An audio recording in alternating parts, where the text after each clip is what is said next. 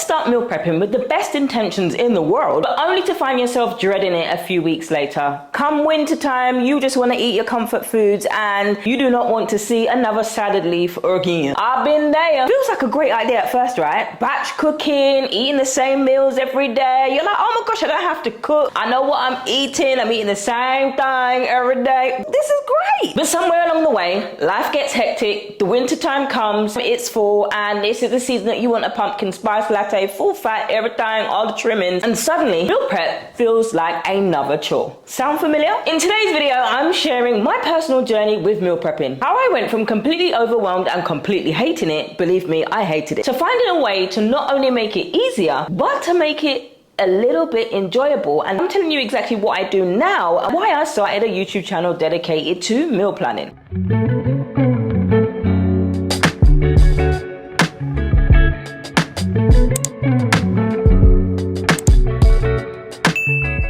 If you're new to the channel, welcome to the channel. My name is Verona and I'm a qualified nutrition and meal planning coach who helps busy women, mums and single as a Pringle women make meal planning so much easier, because gone are the days where you have to eat the same 5 boring meals every single day and call that healthy eating. I remember a time when I was juggling work. I was in the city and I used to travel into work and I used to I used to walk past, listen, I walked so fast it felt like I was driving at times, but I used to walk past Krispy Kremes every single day on my way to the office and on my way back from the office. Couldn't actually help it. I had to stop at the Krispy Kreme donut store and bring donuts in for everybody else. If everybody else was going to make me overweight, then I was going to do the same for them, okay? But actually, the only person I made overweight was myself. And I tried to stay on top of my health, but let's be honest, when it comes to walking past a Krispy Kreme stand, who is going to be healthy, especially in the office, when every other day somebody somewhere is bringing in treats? In fact, I used to sit next to colleagues who had a whole drawer full of snacks. As long as there's plenty of snacks, hey, I'll be there. When it comes to losing weight, I'd see everywhere on Instagram, social media, where everybody is like, if you want a meal plan, all you got to do is this. You got to eat the same meals 5 days in a row. And in fact, they fill their entire fridge with a whole row of meal planning containers. And you left feeling like, I can't do that. I planned out 5 different recipes for the week to eat the same thing, okay? 5 recipes of the same thing. Bought all the Tupperware. I cannot tell you where those Tupperware are now because I might have the bottom, but I don't have the lid. Tell me it's not just me. Okay, it looks nice. You've got fruit in one container, the pretty little mason jars, got food in your meal plan containers. It looks great. It's nicely organized in the fridge. Everything is looking good, ma. It's perfect.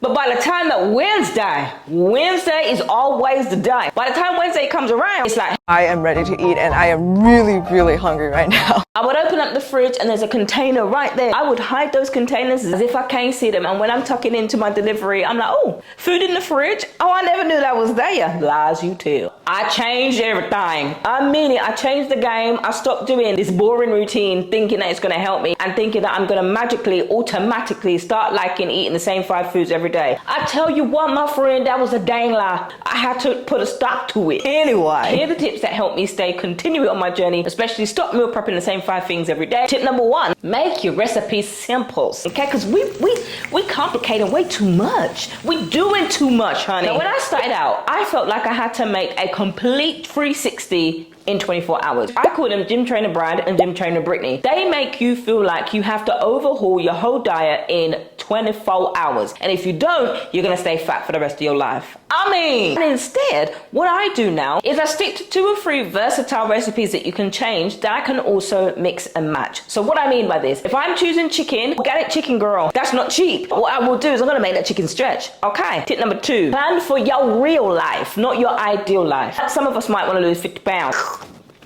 Hourglass figure, me too, honey, me too, baby. But we got a plan for our real life. I used to plan all of these elaborate meals that look great on paper. Meanwhile, I don't like any of those vegetables that they're cooking, but it looks good. And I'm lying to myself thinking that that's exactly what I'm gonna do. I didn't do a dang thing.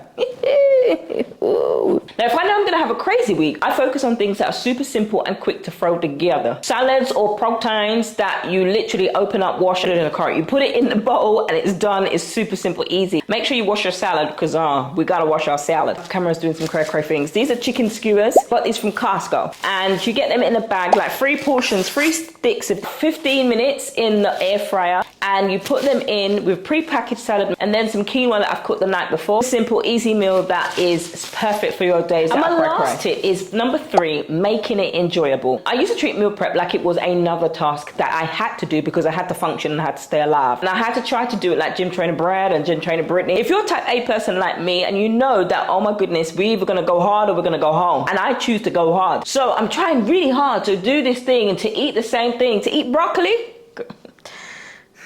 Say a prayer for me because I do not like broccoli, but I would force myself to eat broccoli.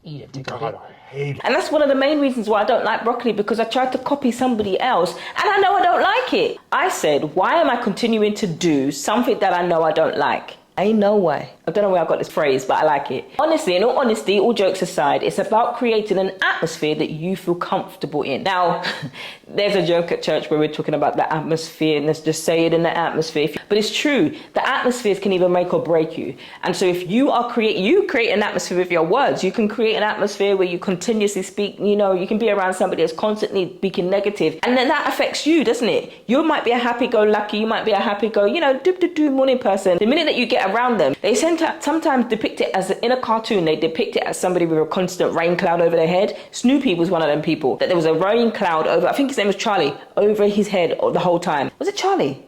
No, it weren't Charlie, because Charlie used to have the little cloth.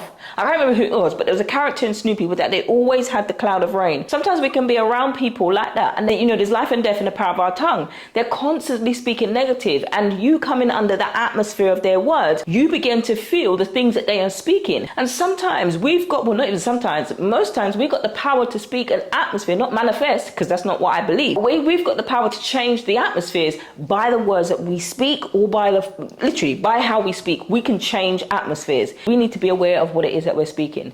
The same way when we're coming under an atmosphere where we're talking about, I don't like cooking, I don't like this, I don't like cooking, cooking is this, cooking is that, we're always going to live that. The more you speak that is the more that you're going to live that. So we can change the atmospheres around us. I didn't even intend to preach today. We can change the atmospheres around us just by speaking those things. Some people call it manifesting. I don't. I call it according to the biblical truth here. It's about speaking life over yourself, over your nutrition, over your health, and then taking the physical steps to make those changes. Because it ain't gonna happen just by saying, I speak myself thin.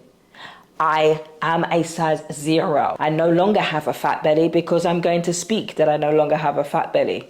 Girl, I don't know who poo-pooed and told you that nonsense, but it's amazing how much more motivated and encouraged you feel when you come under an atmosphere of life, when you come under an atmosphere of peace, when you're excited, when you're confident to do the things that maybe have been a challenge for you before, but now they're no longer a challenge because you know that you're addressing it. I may not be a great cook, but I'm willing to learn to be better than I am. That's life's power. And that, for me, I'm not a perfect cook. I'm thinking about doing other things with cooking that I've never thought about doing with cooking before. And that is because I've learned to create a pattern of things that I know that I can love, and I challenge myself to explore new things when I'm ready. And I'm like, oh my goodness, now this gives me an excitement to eat more foods. I love watching foods about cooking. I've always loved it. And then things like that can encourage you to give you new ideas and stuff. Then you can make those times to actually learn to cook those things. But before this video turns into a whole essay, those are the 3 tips that I wanted to give you to help you stay motivated with meal prep or meal planning. Keep it simple, plan for your real life, make it enjoyable. All 3 of them things are important as each other. No one is higher than the other, but they're all important for you. And one thing I want you to remember is meal planning and meal prep is not about perfection, but it's about making your life easier and setting yourself up for success. If you found this helpful, let me know in the comments below what tip resonated the most with you. 1, 2, 3, or all of the above. Don't forget to hit that subscribe button and follow, like, and share for more. And I can't wait to see you in the next video.